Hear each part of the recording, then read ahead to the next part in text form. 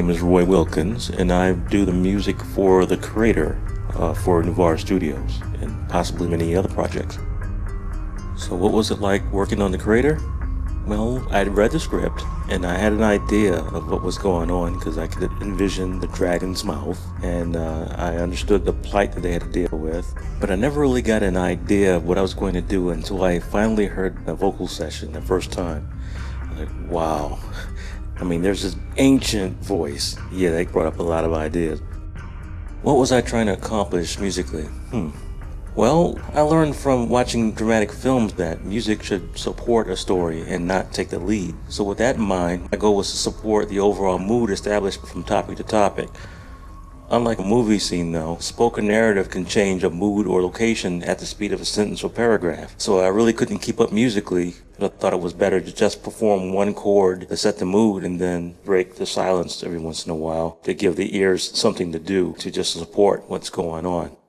Wall climbers. Happy time. Well, now you know these people in this crater were in a bad situation, and so they were starving for a distraction from their circumstances. So I imagined a medieval festival mixed in with Gilligan's Island, where everything was made out of wood and coconuts. Basically, I had the idea of anything they had would be primitive, including the musical instruments. So that made it easier for me to write this song. All I had was an orchestral bass drum and wind instrument called the nave flute. So I had the nave flute just happy playing, you know. In the beginning, I really wanted to have a full orchestral score going on, but they didn't have that in that environment, so I kept it simple. After he introduces the wall climbers, he goes on to mention how over time, the idea of a wall climber was less of a thing to be admired and something to be mocked. So the song actually turns sad at that point. I keep the nave flute, but now the melody is in a minor key and it's slower, and I can slip some strings in there to give it some emotion. What do I want people to take away from the creator? Specifically the music?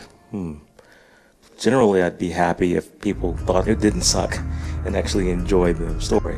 I'd be honored to find that somebody went back to a certain spot in the story just to hear a certain part of the music again. That would be cool. But right now, I just wanted to have a low profile without taking the forefront. Keep in mind that this is an audiobook, and as such, you are responsible for generating that visual of the landscape and the people, what they wore, what it was like, and it was our job to help you generate whatever you saw in your head. So if you liked the story, you liked it partially because you liked what you saw when you were listening. So I hope all the elements of the story, you know, the voice, sound effects, the music, gave you the actors and the props, whatever you needed to create an enjoyable story for yourself.